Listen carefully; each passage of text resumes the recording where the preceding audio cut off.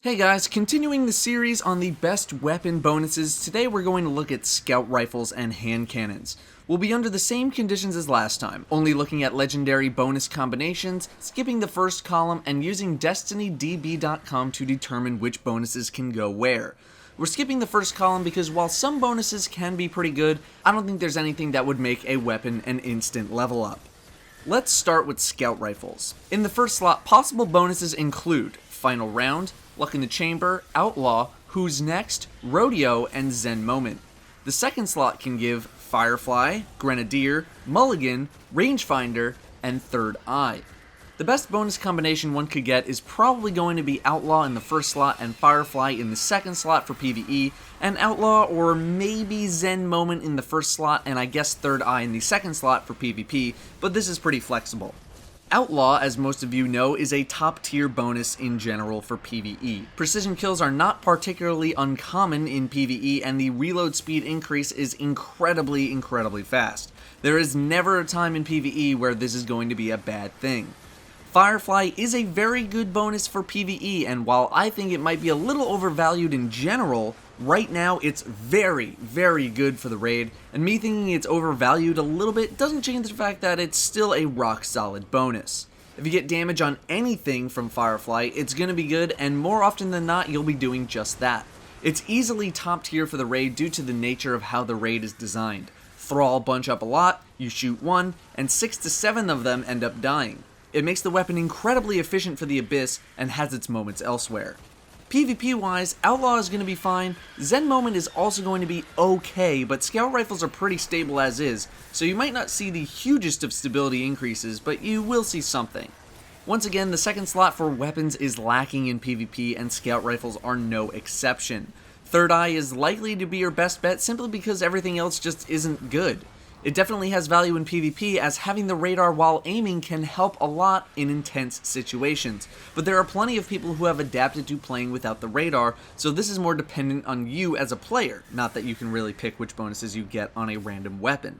As for the second column of bonuses, according to DestinyDB.com, apparently Field Scout is not a bonus that you can get on a randomly earned faction scout rifle, which I found surprising, but I will mention it just in case. Field Scout is going to bring your magazine up to 27 rounds, and for most scout rifles, that's very good. There's a reason I use it on my Fangavir Ute and have used it on my Vision of Confluence. It enables you to have a lot more firepower at your disposal before having to reload, it increases your uptime, and the more time you can spend shooting, the better. Otherwise, we're looking at stuff like high caliber rounds, flared magwell, and armor piercing rounds.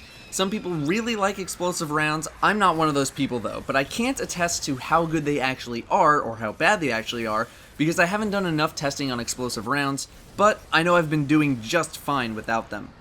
The first slot of bonuses suffers from a lot of the stuff that procs off of one shot or only has an effect for one shot.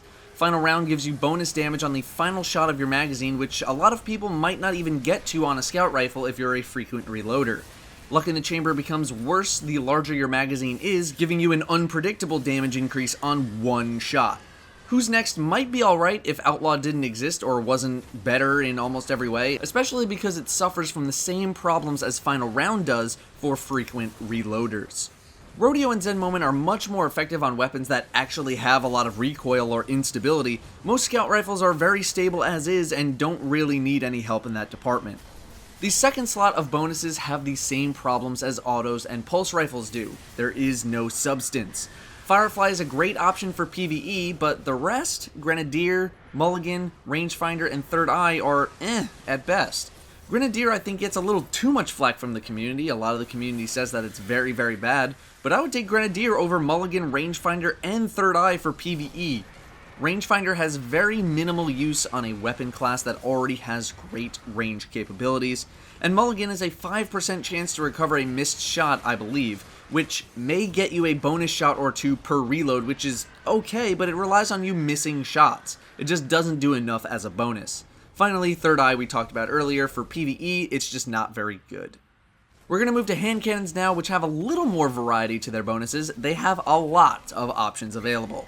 In the first slot, we have Clown Cartridge, Hipfire, Outlaw, Performance Bonus, Rangefinder, Spray and Play, Return to Sender, and Zen Moment.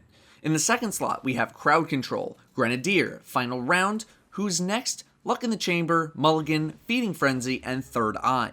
The best bonus combinations for PvE are going to be Outlaw and Crowd Control, and for PvP, Outlaw or Spray and Play and Third Eye with some flexibility, which we'll discuss. For PvE in the first slot, you're probably going to want Outlaw most of all, followed by stuff like Spray and Play and Return to Sender. We already spoke about Outlaw with Scout Rifles, it's very easy to get headshots. However, if we take Outlaw out of the equation, Spray and Play and Return to Sender are not too shabby. With hand cannons only having a max magazine size of 13 with Field Scout, you are much more likely to use up all of your shots in PvE and thus proc the Spray and Play bonus. While the proc chance is 100%, you're more likely to activate Spray and Play the smaller your magazine is, although the smaller your magazine is, the worse the weapon is. Return to Sender is about a 40 to 50% proc rate on kills, so you should see 3 to 5 extra bonus shots per reload, which is pretty solid, rewarding kills with more killing opportunities. For PvP in the first slot, my clanmates and I discussed this for about 15 minutes and came to the following conclusion.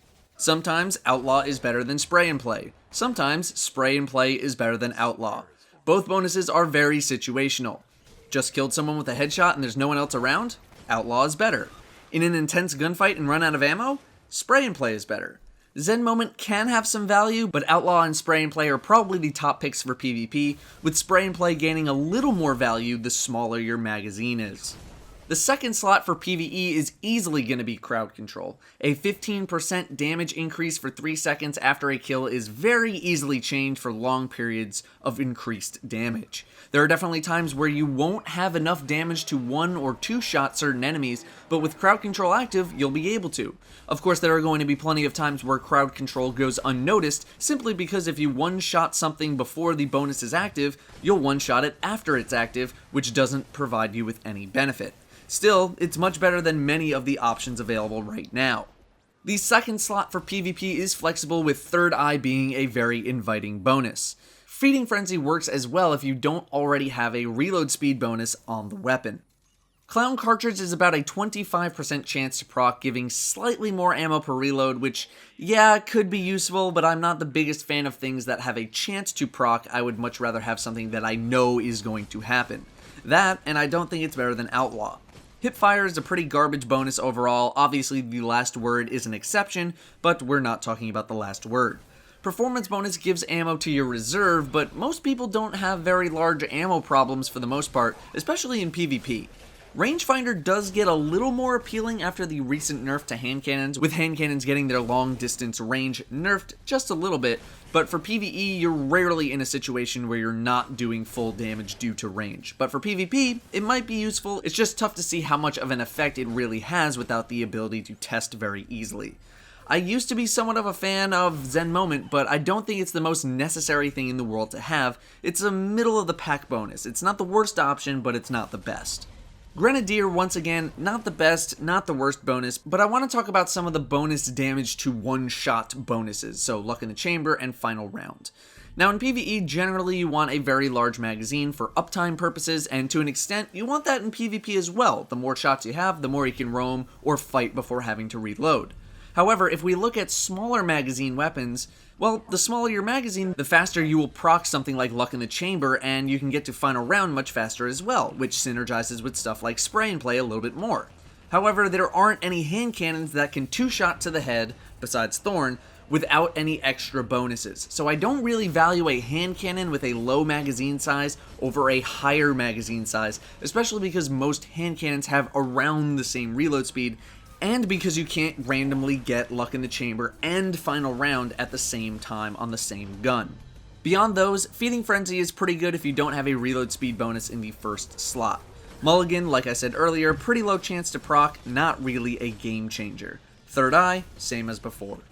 As for the second column, I believe that if you have a hand cannon at around 8 or fewer rounds, that you should be using Field Scout if it's available to you.